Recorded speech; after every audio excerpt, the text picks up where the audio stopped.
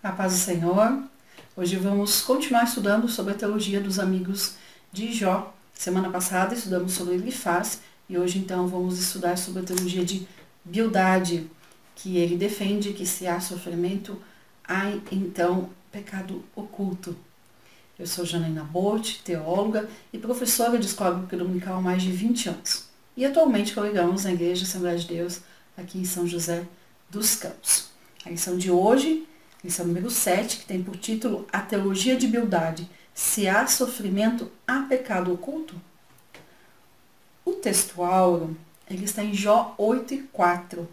Quem está com a revista impressa, faz uma anotaçãozinha ali, porque saiu com a mesma referência do texto áureo da lição passada, que é Jó 4:7-8, e não está nessa referência. O texto aqui está em Jó 8:4. Se teus filhos pecarem contra ele, também ele os lançou na mão da sua transgressão.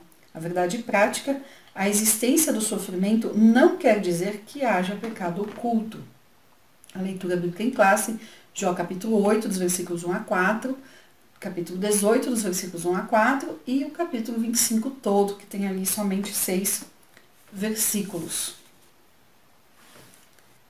E antes de entrarmos na lição, eu quero só lembrar que se você não é inscrito ainda no canal, aproveita e se inscreve, porque quem é inscrito fica sabendo primeiro quando tem vídeo novo. Não esquece de ativar o sininho para você receber a notificação. Na semana passada, então, nós vimos a teologia de Elifaz, que defendia, então, que só os pecadores sofrem, os justos não sofrem. E se Jó, então, estava sofrendo, é porque estava em pecado, é porque havia pecado. Bildade, ele não pensa muito diferente disso. Na verdade, tem pouca diferença agora entre esses três primeiros amigos de Jó. É importante nós entendermos o peso, o valor do livro de Jó, falando sobre essas questões e falando sobre o sofrimento e mostrando que os justos sofrem, sim, os justos também sofrem. O livro de Jó, ele marca então ali uma grande virada na forma de pensar desta época deles, mas também em cima do pensamento judeu, que acaba influenciando o nosso pensamento também, nosso pensamento aqui ocidental. Esse pensamento de que os justos não sofrem, só os pecadores que sofrem. A partir do livro de Jó, entra então um novo aspecto, que é um mistério da dor e do sofrimento, onde é possível sim que os justos também sofram por motivos, por razões que fogem à compreensão humana, como foi o caso de Jó. Então, embora pareça que os amigos pensem a mesma coisa, é importante entendermos as diferenças de um para o outro, mesmo que sejam diferenças pequenas. A base do pensamento deles, da teologia deles, do que eles acreditavam, é a mesma. Os justos não sofrem, só os pecadores é que sofrem. Nós vamos então ver qual que é a diferença ali de um e de outro. Bildade, ele era suíta, fala aqui no capítulo 2, um lugar mais ao sul ali de onde morava Jó, e de acordo com alguns historiadores, ele morava em uma região muito próxima do rio Eufrates. Não há um consenso do que significa o nome dele. Alguns falam que é filho de Hadad, outros, Baal é senhor. Bildade, ele discursou 3 vezes, da mesma forma que ele faz, uma vez em cada ciclo de discursos. Eu expliquei isso na aula passada. No entanto, enquanto ele permanece firme e convicto durante os seus 3 discursos, em Bildade a gente percebe de um discurso para outro ali que ele vai diminuindo o tempo discursado, o seu discurso diminui de tamanho. E, na verdade, o que acontece?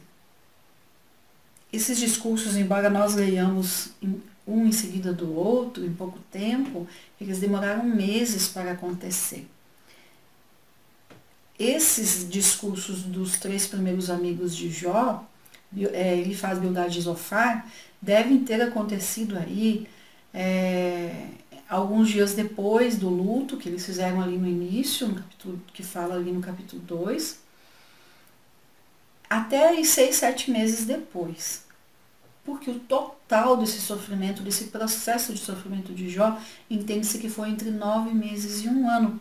Então, esses 3 amigos discursaram aí num intervalo de tempo de até 6, 7 meses. Porque depois nós vamos ver que Jó ficou um tempo falando sozinho ali, falando, se expressando, e depois surgiu mais um amigo, depois Deus finalmente vem e fala. Então, tirando esses capítulos finais, aí a partir do capítulo 29 e 30, né, vindo decrescente, entendemos aí que esses 3 amigos falaram durante 6 ou 7 meses. Então pensa, né, vai cansando mesmo, o ser humano tá ali parado, né, conversando, por mais que fossem sábios, cansa também. E principalmente a questão dos argumentos. Nós vamos perceber que Bildade ele diminui um pouco e até repete algumas falas dele ali com outras palavras, mas no mesmo significado. Que no primeiro ciclo, que é o maior, dá 11 capítulos, né? O segundo ciclo, 7 capítulos, então já diminuindo. O terceiro ciclo, 6 capítulos. Ele faz, e Jó, a fala dos dois, somam 10 capítulos, né? Só para a gente ter ideia aí do quanto que eles discursaram. Já a Bildade fala menos, então Jó também responde menos, eles somam 8 capítulos. E Zofar, que nós vamos ver domingo que vem, ele e Jó falam ali por 6 capítulos. Então, Bildade fala menos, bem menos que ele faz. E Bildade também, então, tem 3 vertentes ali, 3 detalhes que mudam um pouquinho em relação a ele faz. Bildade defende o seguinte, né? Em primeiro lugar, Deus é santo, justo e reto, e não compactua, não comunga com o pecado. Nós já vamos ver o que falta, né? O que tem nisso, porque aparentemente ele está certo. Segundo ponto de Bildade, o pecado ele quebra a moralidade tradicional. E o terceiro ponto de Bildade é em relação à majestade e soberania de Deus e o ignorar o homem por conta do pecado. Bildade baseava a sua teologia em fatos e regras. Meritocracia, que é como é chamado o que Bildade acredita, que o ser humano precisa fazer por merecer. Essa é a base ali do que Bildade defende. Que Deus é tão grande, tão santo, tão majestoso, está tão distante, tão superior ao ser humano, que ele é, então, inacessível. O homem não consegue alcançar Deus. E mesmo assim ele defende então a meritocracia. Aqui no capítulo 8 de Jó, vamos então entrar aqui no primeiro discurso de Bildade. Ele tem um pensamento muito parecido com o que ele faz aqui, né? Que Deus é justo, os maus sofrem como punição de Deus. E eu fico pensando, né? Um amigo desses, né? Um amigo desses. O versículo 4 aqui do capítulo 8, ele fala para Jó que os filhos de Jó morreram porque haviam transgredido contra Deus, havia um pecado contra Deus. Então ele fala, né, que os filhos ali apenas receberam aquilo que haviam feito, receberam ali o resultado da transgressão deles. Se teus filhos pecaram contra ele, também ele os lançou no poder da sua transgressão. E aí ele fala para Jó, então, que o seguinte, né, que Jó alegava ser bom e justo. Então ele deveria confessar e reconhecer o pecado para desfrutar do favor de Deus novamente. Ele fala assim, os seus filhos morreram porque transgrediram. Cuide você então. Confesse logo, busque, né, peça misericórdia, que você, sendo puro e reto, ou seja, né, conserte o seu caminhar, conserte a sua vida. E seja puro e reto. Que quando você for puro e reto, Deus, sem demora, restaurará a justiça na tua moradia, restaurará a tua posição. Então, acusando ali Jó, né, de 2 coisas. Os filhos morreram por conta de transgressão, por conta de pecado. E fico imaginando Jó ouvindo isso. ou como aumentou mais a dor emocional que ele já estava. E também essa questão, né, de, olha, se você realmente é puro e reto, já está falando, né, ou quando você for isso, Deus vai restaurar a sua posição, mas busca a Deus e peça misericórdia. O que está por trás? Então ele fala assim, né, você é um homem bom, Jó, você fala que é um homem bom, você fala que é um homem justo, mas o homem bom também peca, o homem bom também erra. Então, mostra que você é bom e reconhece aquele pecado que está ali escondido, para que você possa merecer novamente o favor de Deus. E nós sabemos que não é assim. Então, ali já temos algo equivocado da parte de Bildade, né? Deus não vai restaurar a posição de alguém ou vai usar de misericórdia com alguém porque a pessoa se mostrou pura e reta. Né? Que não é assim, não somos nós que nos purificamos, é Deus que nos purifica. Então, para a Bildade, o esforço próprio, o mérito é que justifica o homem diante de Deus, e não a graça e a misericórdia de Deus. Ele falou algo parecido sobre isso lá no capítulo 22 e no versículo 2, né? Porventura será o homem de algum proveito a Deus? O sábio é só útil a si mesmo. Aqui na sequência desse capítulo 22, então, ele fala exatamente o que Bildade está falando aqui. De que Deus está acima, que o homem por si só, do jeito que não consegue alcançar a Deus, e o homem precisa ali fazer por merecer. É o que os dois têm em comum. E aí no capítulo 8 ainda, Bildade continua afirmando essa justiça de Deus e a questão do homem fazer as coisas por si, para então ter o favor de Deus. O versículo 21 aqui ele fala assim, ele te encherá a boca de riso e os teus lábios de júbilo.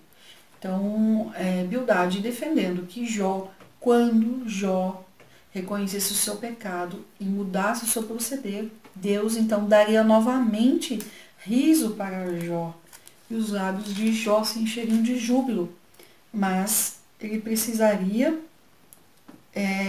buscar a Deus, pedir misericórdia e se mostrar puro e reto. E aí no capítulo 9 e no capítulo 10, temos a resposta de Jó, então, em relação a esse primeiro discurso de Bildade. Na verdade, aqui, o capítulo 9, Jó responde diretamente para Elifaz, e no capítulo 10, não é exatamente uma resposta para a Bildade, mas é mais um protesto de Jó contra o peso da mão de Deus, né? Contra a severidade de Deus. Vamos ler aqui capítulo 9, versículo 2. Jó fala o seguinte, né? Na verdade sei que assim porque como pode o homem ser justo para com Deus? Então, Jó dizia e defendia que ele já vivia uma vida reta diante de Deus. Ele disse para Bildade aqui no capítulo 9, olha, eu já vivo uma vida diante de Deus, uma vida reta. Eu sou justo, eu não tenho esse tipo de pecado que você está me acusando. Mas Jó estava entendendo ali que Bildade queria que Jó se igualasse à pureza de Deus. Então Jó fala, olha, não tem como se ficar igual a Deus, não tem como me igualar a Deus em pureza. É inalcançável isso, é impossível isso. Eu posso fazer o que quiser aqui que eu não vou alcançar a mesma pureza, o mesmo grau de santidade de Deus. E no decorrer aqui do capítulo 9, então, Jó, ele concorda com Bildade. Ele fala assim, eu sei que Deus é infinitamente sábio, infinitamente justo.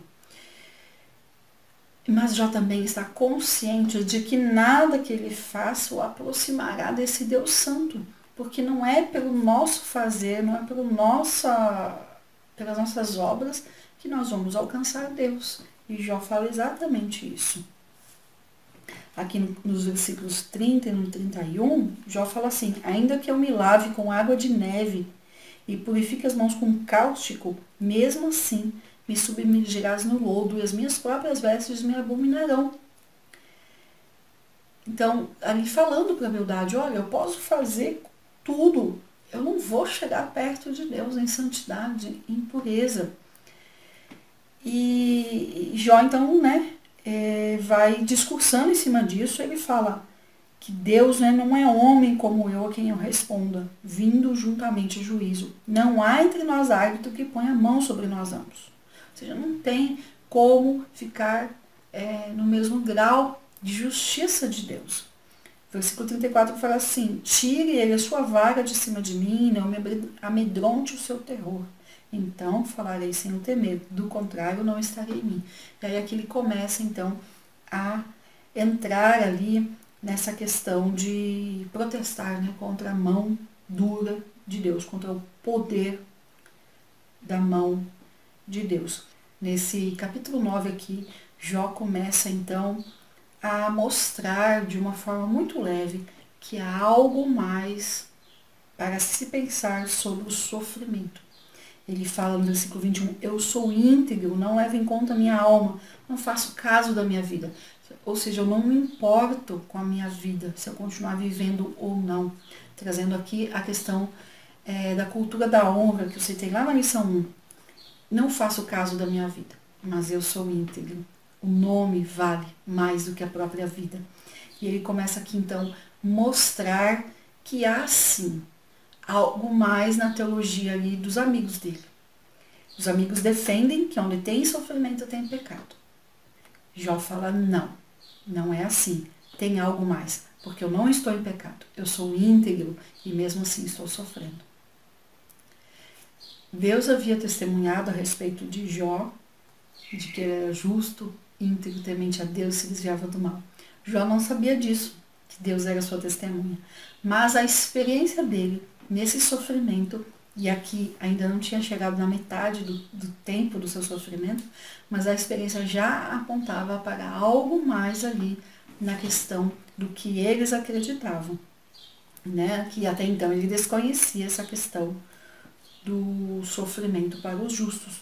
E Jó também no início pensava do mesmo jeito que os amigos, que os justos não sofriam. E ele começa então aqui mudar e apontar para algo mais e falar, né? Eu sou íntegro. Ele defende isso em todo o tempo. Né? Eu não canso de repetir isso, porque temos que trazer para nós, né? Se nós estivéssemos na situação de Jó, passando por tudo isso, será que poderíamos nos defender da nossa integridade, da nossa justiça, da forma como Jó se defendeu? Vamos avançar um pouquinho então, vamos para o segundo ponto aqui, o segundo discurso de Bildade, que está aqui no capítulo 18. E aqui então, Bildade fala sobre o que Jó já havia falado lá atrás, para Elifaz, de que Jó havia falado, né, que os perversos, eles também prosperam, os maus também prosperam. Então, a Bildade vai tocar aqui nesse assunto. Olha só, capítulo 18, vamos ler aqui o versículo 2 e o 3. É como se Bildade estivesse perdendo um pouquinho da paciência. E ele se torna bem duro aqui com Jó. Ele fala o seguinte: até quando andarás à caça de palavras? Considera bem, então falaremos. Ou seja, Jó, você fica procurando palavras para se defender. Pensa melhor, pensa bem no que você vai falar e daí a gente conversa. Exatamente o que ele está falando aqui. Porque somos reputados por animais e aos teus olhos passamos por curtos de inteligência. Então, Bildade fala, olha, do jeito que você está falando, Jó, você está chamando a gente de burro. Curto de inteligência, é uma forma bonita de falar burro. Você está nos chamando de burro, da forma que você está dizendo. Você está dizendo que a gente não entende Deus, que a gente não entende o que você está passando, o que você está sofrendo. Pensa melhor. E aqui Bildade, então, ele defende a moralidade tradicional, né? Aquilo que é passado como moral de pai para filho. pega isso, essas regras morais, e dá umas pitadinhas ali de teologia. E ele coloca, então, que as desgraças de Jó se devem por Jó ter quebrado essa moralidade.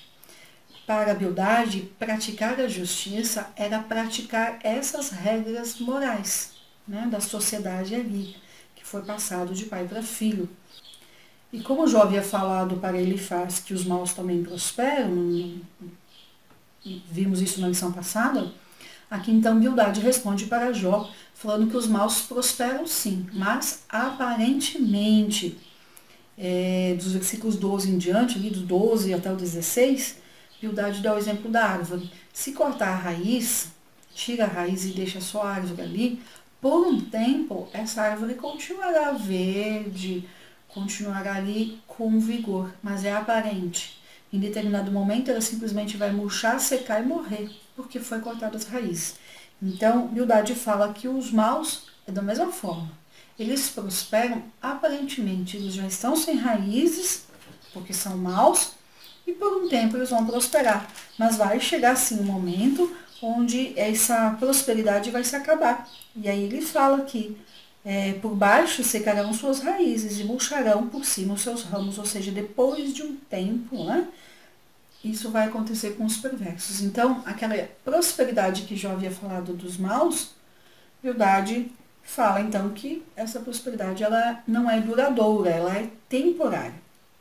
E enquanto que no capítulo 8, Bildade tentou encorajar Jó, dizendo, olha, se você é justo, se você realmente é bom, mas você está sofrendo, então é algum pecado que você cometeu aí, alguma coisa oculta, confessa e deixa.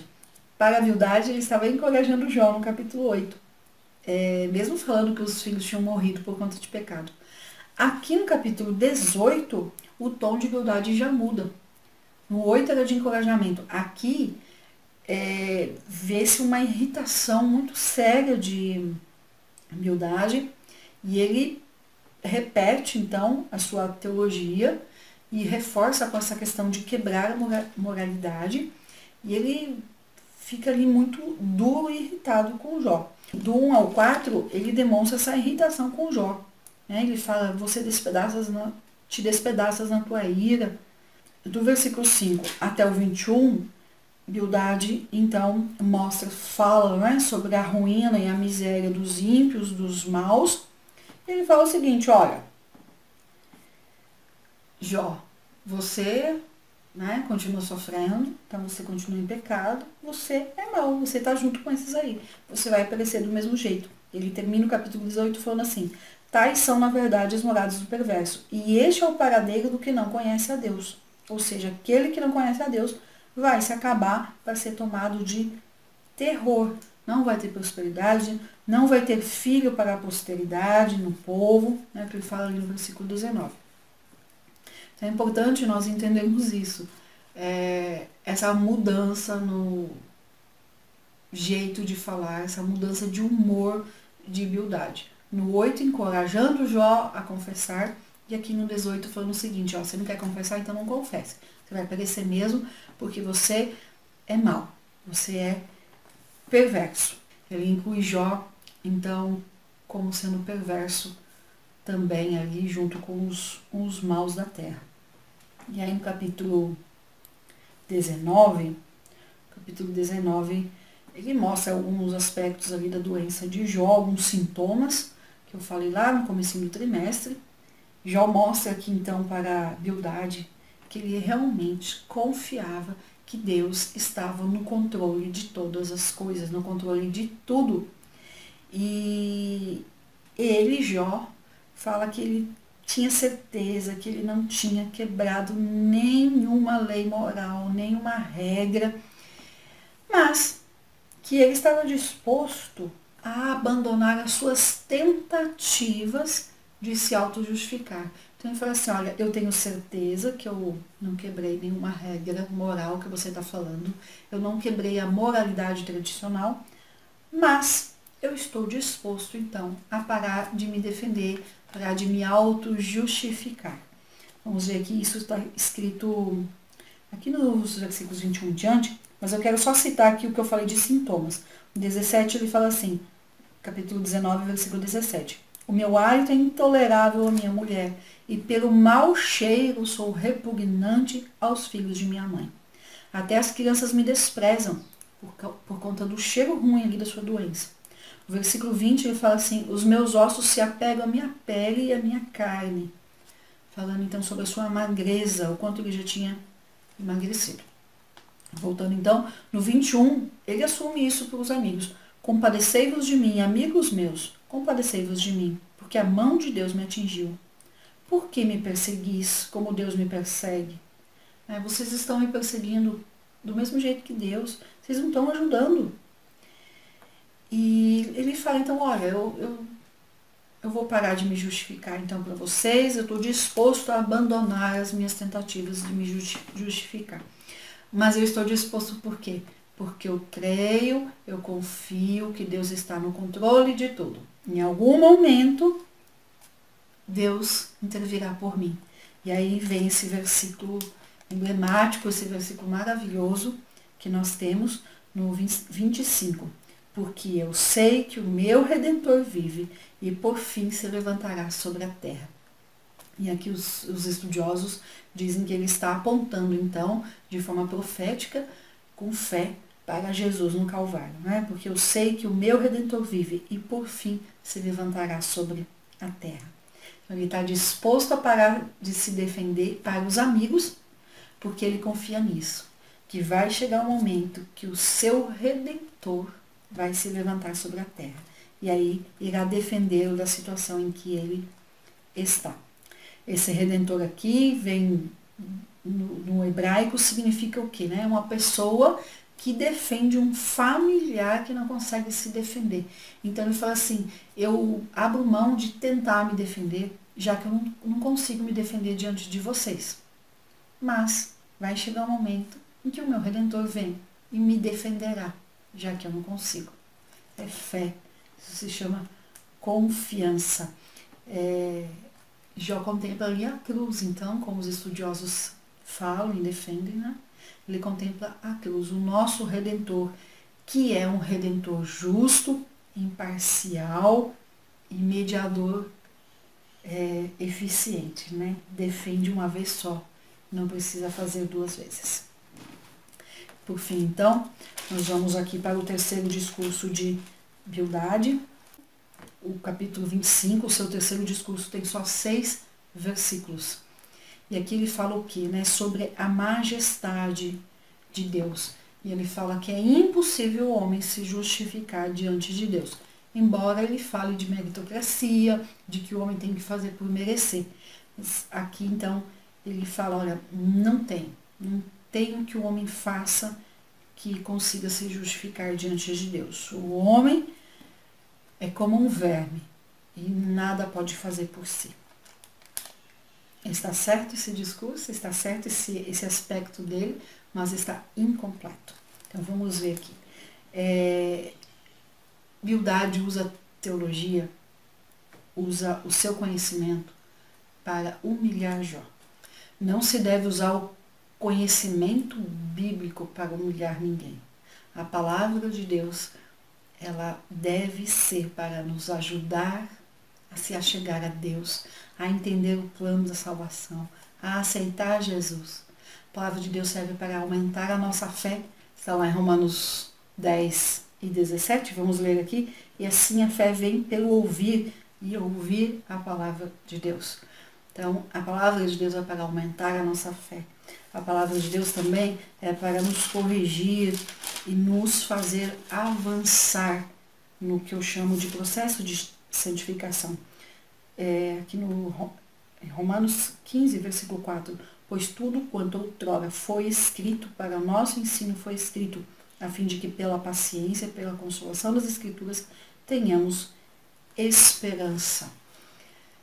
E aqui Bildade faz exatamente o contrário. Então ele usa aquilo que ele sabe, o conhecimento dele, a teologia dele para humilhar.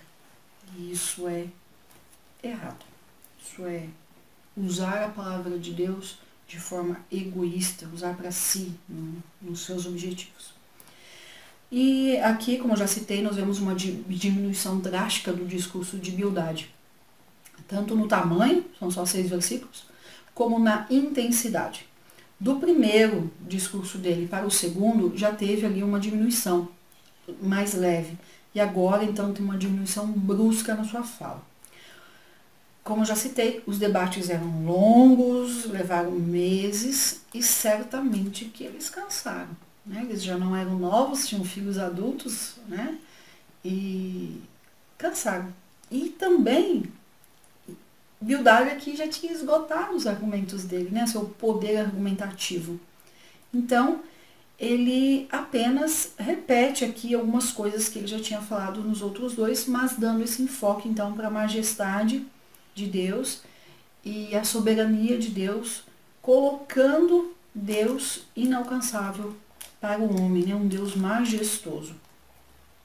Ele fala, né, que no versículo 2, a Deus pertence o domínio e o poder, ele faz reinar a paz nas alturas celestes. Então ele começa colocando a majestade de Deus aqui. E ele erra justamente nisso. Ele coloca, né, até nesse versículo 2, ele faz reinar a paz nas alturas celestes, ou seja, aqui na terra ele não se importa. E ele cria então um abismo entre Deus e o ser humano. Nós vamos ver isso séculos mais tarde, no que é chamado de deísmo, que defende que Deus criou o mundo e se afastou, e está lá longe. Bildade defende que Deus é tão santo, né, por Deus ser tão santo, deixou o homem para trás e não se importa mais com o homem. E apesar da teologia dele aqui estar incompleta, ele está equivocado nessa questão de que Deus abandonou o homem, tem alguns pontos positivos aqui para a Bildade, né? Ele para de discutir com Jó, né?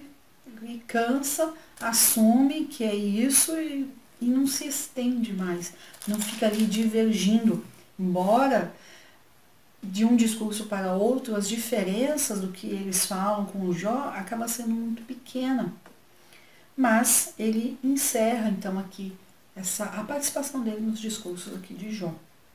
E aí, o capítulo 26 e o 27, Jó, então, aqui se defendendo e falando um pouco mais para a Bildade sobre o que ele acredita de Deus e como é que ele vê Deus. E só aqui uma informação, né? Vamos falar mais nas lições aí para frente, lições 9. O capítulo 28 já não faz parte da resposta de Jó para a Bildade. A resposta de Jó é só o 26 e o 27. Do 28 em diante, então, já não é Jó respondendo a Bildade. Bom, aí nos capítulos 26 e 27, Jó comenta, né,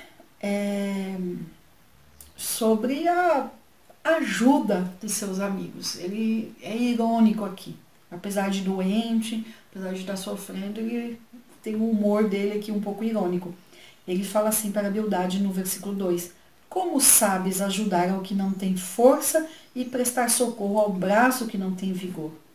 Olha, Bildade, você sabe ajudar, né?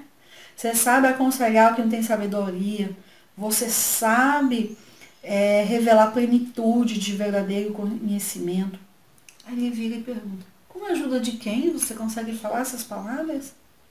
De quem esse espírito que fala em ti? Então, ele, de forma irônica, começa a lhe falar com humildade. E ele fala o seguinte: olha, eu não questiono a soberania de Deus, eu concordo com você. Deus é soberano, Deus é majestoso, mas eu não concordo com você que Deus é um Deus ausente.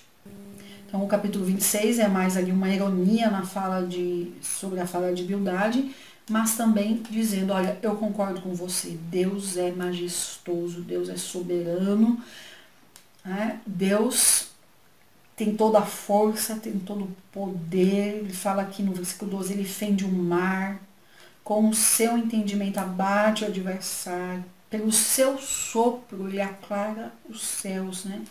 É poesia, é poético isso aqui, né? Com o sopro de Deus, Deus afasta as nuvens, Deus afasta tudo e aclara os céus.